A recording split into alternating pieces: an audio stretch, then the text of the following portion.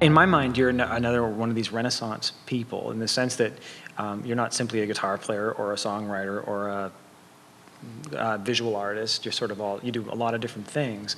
No doubt they inform one another. Does one of them take precedent in your mind when you think about the art that you make?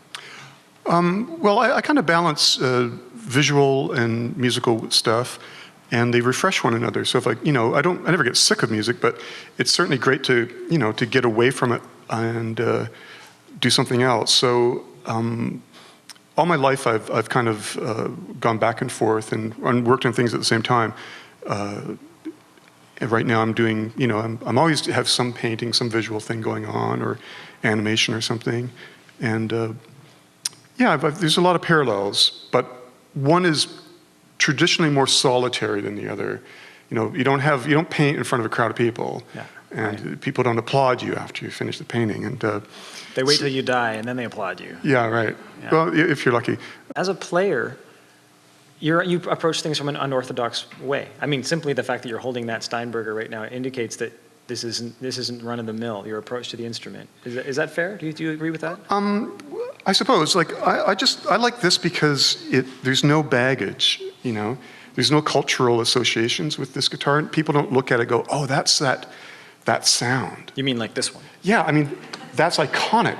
Well, and you're right. It instantly presupposes a whole bunch of things about the music you're going to play on it. For sure, which totally. That doesn't. Well, it kind of does, but in a different way. Well, I think it's neutral. Like it's 80s for sure. And it's even though Willie Nelson's got one, his has got horns on it. Like it's got a phony strap body. I think he uses his as a hash pipe. What doesn't he use as a hash pipe? Fair enough. But I like it because people, and when I do a gig, there's always somebody who comes in, what's that? How do you tune that thing? So it's kind of fun in a way. Is there, you have like when I think about the way you make sound on a guitar, well, for one thing, I often think of your sound as involving colors that don't inherently come out of a guitar and an amplifier, like having some kind of pedal board, which you don't have here, and that's fine. But I also think of your hands as being wide. You know what I mean? Like I think of you reaching for chords, things like that. Right. Darker tones, and like in my mind, that involves spreading your fingers in a wide way. And when I watch you play, I see a lot of that kind of stuff. Interesting. And I hear. Is that something you're conscious of? Like, are you looking for darker tones that are harder to access? Well, I try to find tones that are appropriate for the song. To me, or the piece of music, whatever, the content, you're trying to support that. And but I've definitely had a long time quest to not sound like a guitar, to not evoke the history of guitar in sometimes, Sure. And so that's kind of it's something that I'm always drawn to, and trying to take the qualities of guitar that are really great, but then sort of subvert them. Sure. When I decided I was going to try and be an ambient sort of player, or not be an ambient player, but include that in my arsenal, and I knew that was something I would try and do, I didn't get very far. Like I didn't get into the things that you're talking about. Really, for me, I'd have a compressor and I'd have a volume pedal and a long delay and reverb, and that's it. Yeah, for sure. And that was enough that I could sort of create these mysterious ambient soundscapes, and to my mind that was weird enough. Right. And I loved it. And I got a decade or more out of every time I went on stage, I had a volume pedal and a long delay and a compressor, and you do this kind of. For sure. It goes on forever, and it's beautiful. Yeah. What kind of gear do you use? Like, what kind of if you had a setup on a pedal board, what would the basic 4 components or 3 components be to feel like you could create some of those things? Well, just what you described. Okay. The volume pedal shapes the envelope, just like on a synthesizer, where you've got your attack.